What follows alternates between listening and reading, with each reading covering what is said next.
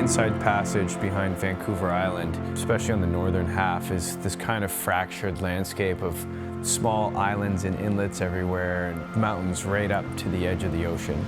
And those mountains continue down into the troughs as well, so you get really deep areas of water, as well as these sort of pinched areas where you get tidal flows where you can have currents of upwards of 14 knots.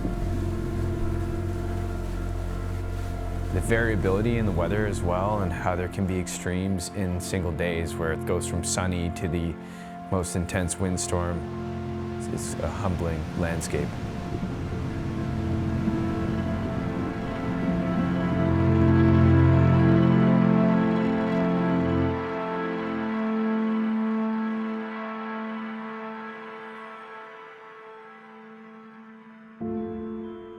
This coastline in particular is very important for juvenile salmon and herring spawn, and a fair amount of these nets are still actively fishing. It's a self-baiting net that never gets cleaned up or taken away. It'll just continue to fish for years and years and years and damage the environment in that way. By recovering a lot of the damaging net debris, we'll be able to encourage things like kelp and eelgrass to grow back, which will create more of a natural ecosystem opposed to one that's skewed to organisms that are hardier than not. There isn't a whole lot of information about where fishing gear is lost, what's lost, how much is where. We're kind of on a blank slate out here, so we have been using an ROV and side-scan sonar to identify areas that could potentially have a significant amount of gear.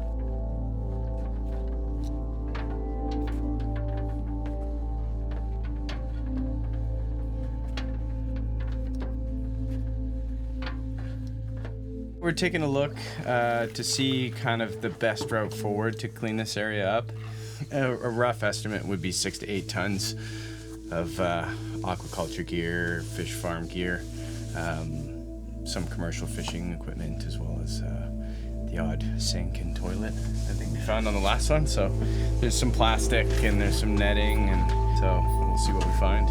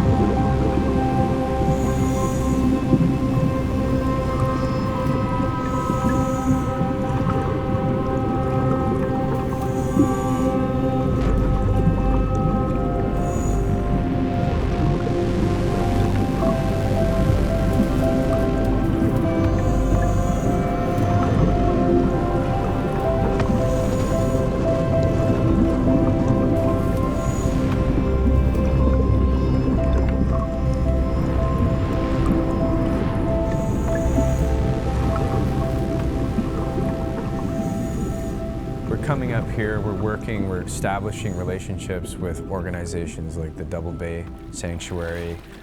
Everywhere we go when we start doing these surveys and cleanup activities, is primarily in these smaller communities, is there's groups that are keen to do this type of work.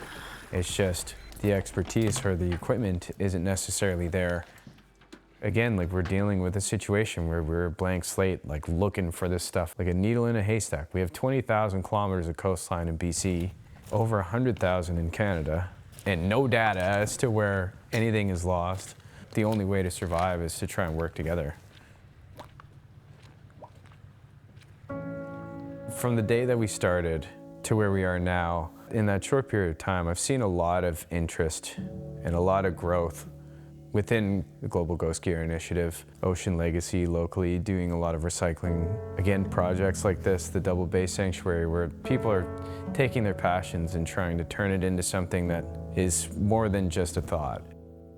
It's humbling and makes me very grateful to be a part of that community, to contribute in a way that I saw that I was able to do, and to continually be moving forward with it is great. It's just like I wouldn't change any of this sort of the slog of being wet and cold and struggling and trying to figure it all out. It's always an adventure and it's always worth doing.